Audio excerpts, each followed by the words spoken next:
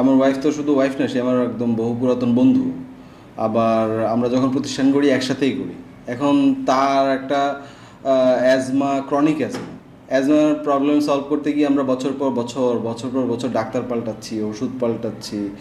তারপরে বিভিন্ন ধরনের যেমন হার্বাল চিকিৎসা পর্যন্ত গিয়েছি আমরা, অ্যালোপ্যাথিক, হোমিওপ্যাথিক, হার্বাল। তো দেখলাম যে এটা সলভ হচ্ছে না। পরে অনেক বিশেষজ্ঞের সাথে পরামর্শ করে আমরা জানতে পারলাম যে আমরা যদি এয়ার পলিউশন কমাতে না পারি তাহলে ওষুধ পাল্টায় কাজ হবে না। কারণ ওষুধ কী করছে, ভেতরের ইনফেকশনটাকে ঠিকঠাক করে দিচ্ছে, কিন্তু ওই একই পলিউটেন্টগুলো বাতাসের, ওগুলো আবারও আসছে, আবারও এসে সেই যে ক্ষত তৈরি হয় বা ইনফেকশন তৈরি হয় আমাদের শ্বাসযন্ত্রের ভেতরে, ওগুলো আবার হয়ে যায়। যার কারণে এটা পার্মানেন্ট কোনো কিউর না। তখন আমরা সিদ্ধান্ত নিলাম যে আচ্ছা, এয়ার ফিল্টার একটা কিনে নিই। কিনতে গিয়ে তো বহু ধরনের সমস্যায় পড়লাম, যে সমস্যা বলতে আসলে দাম বেশি অনেক। তো সেই ক্ষেত্রে কমার্শিয়াল সলিউশনগুলো আছে অনেক এক্সপেন্সিভ, যেটা আমরা মিডল ক্লাস বা লোয়ার মিডল ক্লাস অ্যাভেল করতে পারেন না। সেই জন্যই আসলে আমরা একটা এয়ার ফিল্টার তৈরি করলাম লো কস্টে।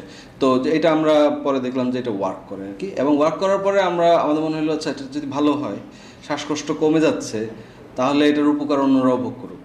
এই কারণে আমাদের এখন লক্ষ্য হচ্ছে যে যাতে আরও যারা বায়ু দূষণজনিত যে সমস্ত সংকটের মধ্যে আমাদের বিভিন্ন পরিবারের ছোট ছোট বাচ্চারা, নারীরা, পুরুষরা ভোগ করছেন, তারা যাতে দিনের কোনো না কোনো সময় যদি এয়ার পিউরিফাই করে রুমের মধ্যে থাকতে চায়, যখন তাদের শ্বাসকষ্ট ওঠে, ওই সময় 5 মিনিট, 10 মিনিট, 15 মিনিটে একটু আরাম পাবে, বা সারাদিনের জন্য ইউজ করতে পারে, কোনো সমস্যা নেই। এটা তো খুবই স্মল ওয়াটেজ নেয়, 40 ওয়াট অনলি। প্রাইসটা হচ্ছে যে আমরা নিজেরা তৈরি করার আগে আমরা মার্কেট অ্যানালাইসিস করি যে আমরা কিনে ব্যবহার করবো কিনা।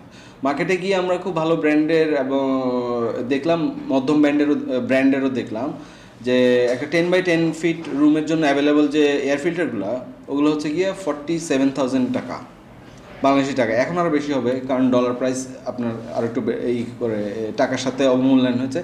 তো পরে আমরা দেখলাম যে না, এটা অনেক বেশি দাম, আবার এটার ক্যাপাসিটিও অত না, এবং এটার মধ্যে আবার ফিল্টার চেঞ্জের একটা খরচ আছে। এর মধ্যে ইউজ করা হয় হেপা ফিল্টার। হেপা ফিল্টারটা খুবই কস্টলি। একবার যদি আপনার ফিল্টার ডিভাইসটা নষ্ট হয়, তারপরে এই ফিল্টার আপনি আনতে হবে আমেরিকা থেকে, বা আমাদের দেশে খুব কমার্শিয়ালি হেপা ফিল্টার পাওয়া যায় না, পাওয়া গেলেও এটা কস্টলি খুবই। তো আমরা চিন্তা করলাম এই সমস্ত ঝামেলা, একদিকে এফিসিয়েন্সি আর একদিকে হেপা ফিল্টারের অ্যাভেলেবিলিটি, এগুলো সলভ করা যায় কীভাবে। আর আমার ওয়াইফের অ্যাজমা তো সলভ করতে হবে। বেসিক্যালি প্রধান সমস্যা হচ্ছে এই যে ইনডোরে তার যখন শ্বাসকষ্ট ওঠে, তখন অনেক সময় ডাক্তারদের প্রেসক্রাইব করা এই যে অ্যাজমাসল বা আরও যেই সমস্ত ঔষধ খায় বা কি বলে এই যে ইনহেলার নিচ্ছে, এগুলোতে কাজ করে না। তো ইনডোর এয়ার পলিউশন কমাইলে আবার খুব ভালো সুস্থ থাকে। তো ওইটাই প্রধান লক্ষ্য। আর একটা হচ্ছে যে কমার্শিয়ালি অ্যাভেলেবল এয়ার ফিল্টারগুলোর যে ফিল্টারিং এফিসিয়েন্সি, তারপরে ফিল্টারের কনভেনিয়েন্সটা, এইগুলো সলভ করতে হবে। এইগুলো সলভ করতে গিয়ে আমরা তৈরি করলাম যেটা আমরা আসলে কি দিয়েছি, ভ্যালু এডিশনটা কি এখানে। ভ্যালু এডিশনটা হচ্ছে আমাদের ফিল্টারটার দাম কমার্শিয়ালি অ্যাভেলেবলের মানে অর্ধেক দাম, কিন্তু ক্যাপাসিটিতে 4 গুণ। দামে অর্ধেক, ক্যাপাসিটিতে 4 গুণ। আর একটা কনভেনিয়েন্স বা একটা অ্যাডভান্টেজ আছে, সেটা হচ্ছে যে এই ফিল্টারটা একটানা 1 বছর চলবে ইনডোরে, এবং 1 বছর পরে যে ফিল্টারগুলো দিয়েছি আমরা, ওগুলো রিপ্লেস করা যায় এবং ওয়াশও করা যায়। কেউ যদি চাবে যে আচ্ছা, এটা রিপ্লেস করতে গেলে আমার জন্য খরচ বেশি হবে, সে শ্যাম্পু দিয়ে ফিল্টারগুলোকে ওয়াশ করে রোদে শুকিয়ে আবার ইনস্টল করে দিয়ে আরও 1 বছর ব্যবহার করতে পারবে।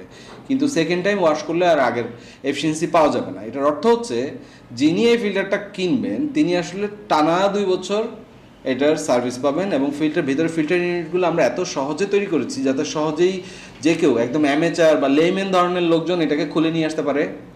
ক্যাসেট সিস্টেমের স্লট করা আছে, খুলে নিয়ে আসবে, তারপর ওয়াশ করবে, আবার ইনস্টল করবে, এবং খুবই সহজ পুরো ব্যাপারটা।